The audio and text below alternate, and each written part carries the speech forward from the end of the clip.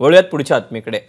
रावसाहेब दानवे यांनी सिल्लोड सोयगावला वारंवार पाकिस्तान बोलून तालुक्यातील नागरिकांच्या भावना दुखावल्याचा आरोप अब्दुल सत्तारांनी केला। या प्रकरणी शिवसेनेकडून सिल्लोड बंदची हाक देण्यात आली आहे। तसंच रावसाहेब दानवेंच्या विरोधात मोर्चाही काढण्यात आला। दानवे यांच्या विरोधात देशद्रोहाचा गुन्हा दाखल करावा आणि त्यांना अटक करावी अशी मागणी जोर धरू लागली। सत्तारांचा मतदारसंघ असलेला सिल्लोड हा पाकिस्तान होत चालला अशा शब्दात रावसाहेब दानवेंनी अब्दुल सत्तारांवर हल्लाबोल केला होता।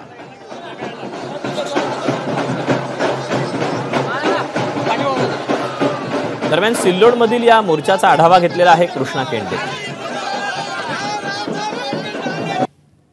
सिल्लोड पाकिस्तान झालाय असं वक्तव्य रावसाहेब दानवे यांनी केलेलं होतं आणि त्याच्याच निषेधात म्हणजेच रावसाहेब दानवे यांच्या विरोधात देशद्रोहाचा खटला दाखल करावा आणि त्यांना अटक करावी म्हणून सर्वसामान्य सिल्लोडकरांनी हातात तिरंगा घेऊन हा मोर्चा काढलाय। मात्र जरी सर्वसामान्यांचं नाव जरी असलं तरी यामागे मंत्री अब्दुल सत्तारच या ठिकाणी आहेत आणि त्यांचे कार्यकर्ते मोर्चामध्ये सक्रिय सहभागी झालेले आपल्याला या ठिकाणी पाहायला मिळत आहेत। आणि हा मोर्चा छत्रपती शिवाजी महाराजांच्या पुतळ्यापासून निघाला तहसील कार्यालयापर्यंत या ठिकाणी पोहोचेल। सिल्लोडमध्ये म्हणजे विधानसभा निवडणुकापूर्वीच सिल्लोडमध्ये शिवसेना विरुद्ध भाजपाचा संघर्षाची ही नांदी आहे।